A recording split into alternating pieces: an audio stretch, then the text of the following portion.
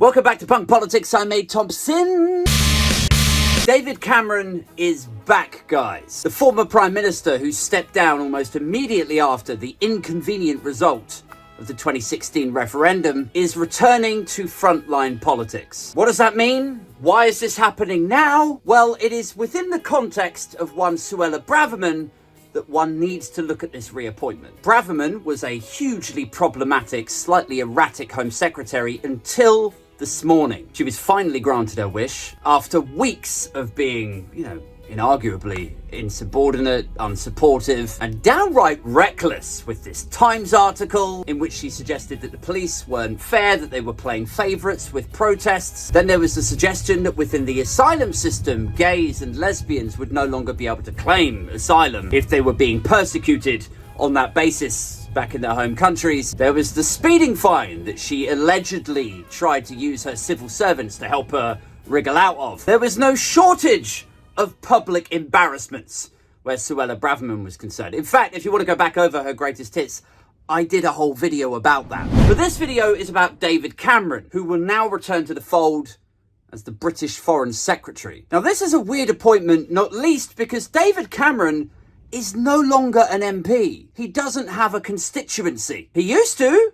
He used to be an elected MP who was then made the leader of the Conservative Party. And then, he became Prime Minister. But following the referendum result, he resigned from politics. He gave up his seat. And tradition is that you give cabinet roles to elected MPs. And they're given sort of like national responsibilities, but they're also constituency MPs. Now, there is a sort of technicality where you can give a cabinet role to someone who is in the House of Lords. And so the idea is that they're immediately going to give David Cameron a peerage and then he can re-enter the cabinet. Why is Sunak doing this? So my theory is this. If you cast your mind back over the last few weeks and months, the conversation has been dominated by talk of a split within the Conservative Party. You've got the sort of erratic Daily Express types like Suella and Leanderthal. And then you've got the sort of more traditional One Nation Tories. Sunak, Hunt, Michael Gove, and Penny Mordaunt. Although I don't know if anyone can credibly call Penny Mordaunt moderate, given 1 minute she's waving her sword around at the King's coronation, and next she's giving that speech at conference that's about a bad accent away from Braveheart. Anyway, I think this is a very deliberate, quite obvious attempt to rebrand the front bench of the Conservative Party as we get closer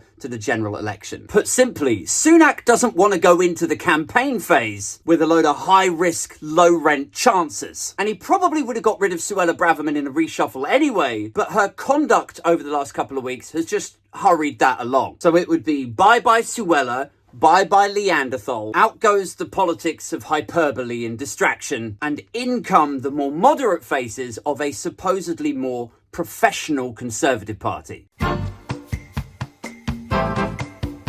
Now, as always, I always like to have a bit of fun, sort of poking and prodding and pulling apart these decisions. And bringing Cameron back into the fold is not without its comedic observations. Not least because it sort of shows the absolute dearth of talent that currently inhabit the Tory party. I mean, if we cast our mind back to Boris Johnson's tenure, I think it was within the first 3 months of him arising to Prime Minister that he culled all of the moderates. So what does it say about the current state of the Conservative Party that in order for Sunak to find somebody who wasn't totally batshit, in order for him to find a suitable candidate to take the baton from James Cleverly, who will now replace Suella Braverman, in order for the Prime Minister to find someone, anyone who he would trust with the role of Foreign Secretary, he had to not just scrape the bottom of the bag, he had to go outside of the current Conservative Party altogether. He had to go back to the past to somebody who's already done all of that,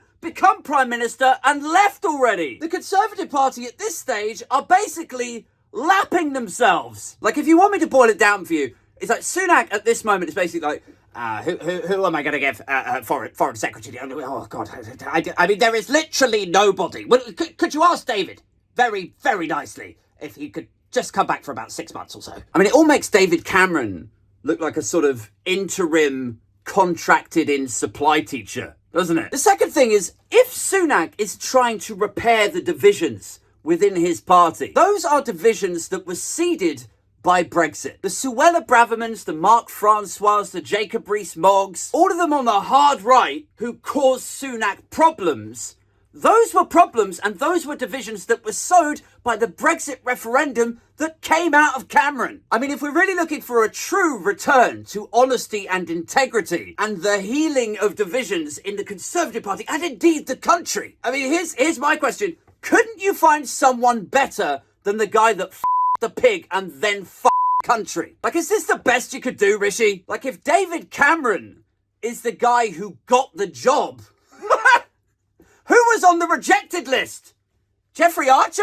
Anyway, these are just my thoughts in the immediate as I've heard the news. As always, though, I'm keen to hear your thoughts, so let me know in the comments below. I'm out.